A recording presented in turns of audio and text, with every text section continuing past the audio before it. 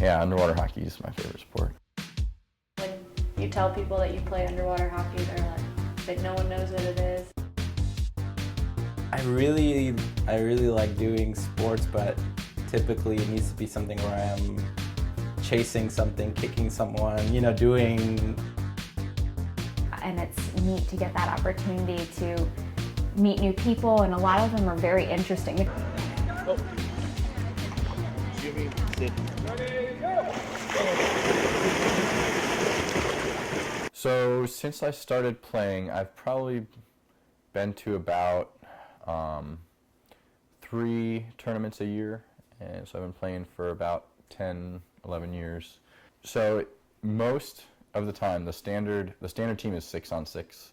The standard tournament will be 6-on-6, and then there's 10 players that are allowed to be in the water at a time, and 4 of them will be in the sub box. And then it's in water subbing, so you sub into the sub box, and then your replacement comes out of the sub box. Sticks are short; they're about the length of a butter knife, and they're made of wood and plastic.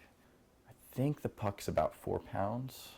It's got a lead weight in it, so it looks like the size of a hockey puck with a lead weight inside of it.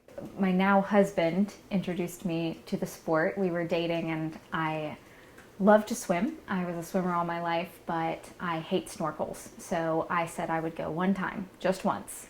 And 8.5 years later, I'm still playing, but really enjoyed it. Something I love about it, different than other sports, is that you're only in the game when you want to be in the game. So on another sport, if you went to try soccer for the first time and you're standing out there, the soccer ball could come to you and then people could run at you and you could be nervous. Whereas in this sport, you can float along at the surface, and then when you feel comfortable, you dive down. The puck can't come to you unless you go to it. So that's kind of nice. Self-choosing. For underwater hockey, you need to know how to swim pretty well and use a snorkel well and dive. Besides the kind of the technical aspects of positioning and knowing where to be and knowing what's happening at any given time, which I'm still not very good at.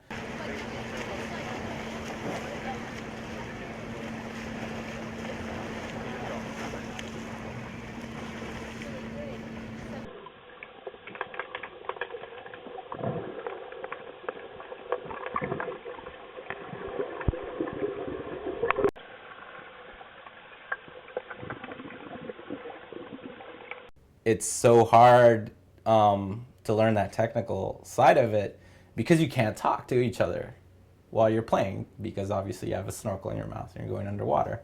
So it's been hard for me, even though I know how to play soccer and I can follow the game well, to catch on a lot of the nuance of the game, a lot of the more technical aspects of positioning and where to go, because, or even, technique on passing the puck or defending, because you can't get instant feedback. If I'm playing soccer with someone, I'm teaching them, I'm like, hey, stand there, run that way, go deep, or stay here, come back.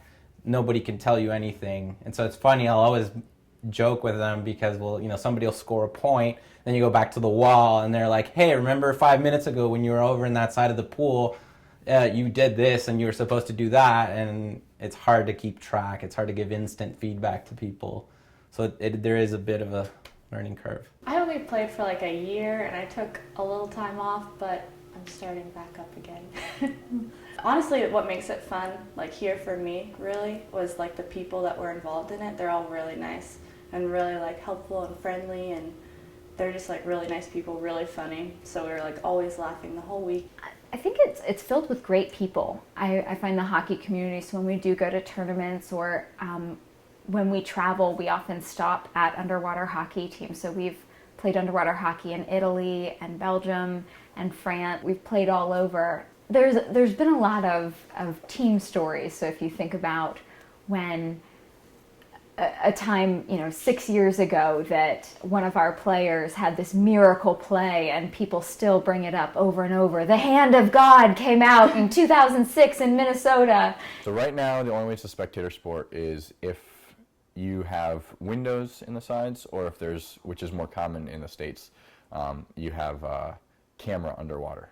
So and then you have someone filming it, and it goes to a live feed, and then they put it up on a screen and you can watch it. Yeah, I think everyone should try it. It's a really good workout. At least try it once. You might like it.